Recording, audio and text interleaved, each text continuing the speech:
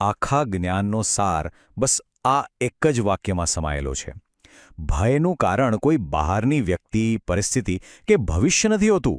ભયનું સાચું અને એકમાત્ર કારણ છે આપણી પોતાની માનસિક કમજોરી. જો આપણે અંદરથી પહાડ જેવા મજબૂત હોઈએ તો બહારનું કોઈ તોફાન આપણને હલાવી શકતું નથી. નિર્ભયતા 3 પાયા પર ઊભી છે. પહેલો, પોતાની જાત પર અતૂટ વિશ્વાસ. બીજો, સાચા મિત્રો પર ભરોસો. અને ત્રીજો, એ પરમ શક્તિ એટલે કે ઈશ્વર પર શ્રદ્ધા.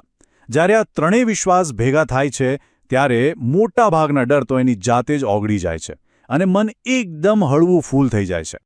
શાસ્ત્રોમાં આ આખી પ્રક્રિયા માટે એક બહુ જ સુંદર શબ્દ છે: ઉપાસના.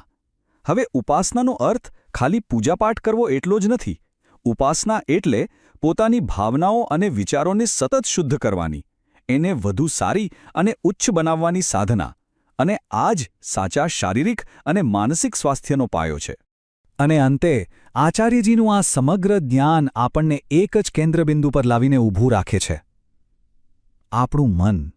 એ જ આપણું બંધન છે અને આપણું મન જ આપણી મુક્તિનો માર્ગ છે. એટલે સવાલ એ નથી કે બહારનું પાંજરું કેટલું મજબૂત છે. અસલી સવાલ તો એ છે કે આ બધું સમજ્યા પછી આજે, આ જ ક્ષણથી એ મુક્તિ તરફ ચાલવા માટેનું પહેલું કદમ કયું ઉઠાવીશું.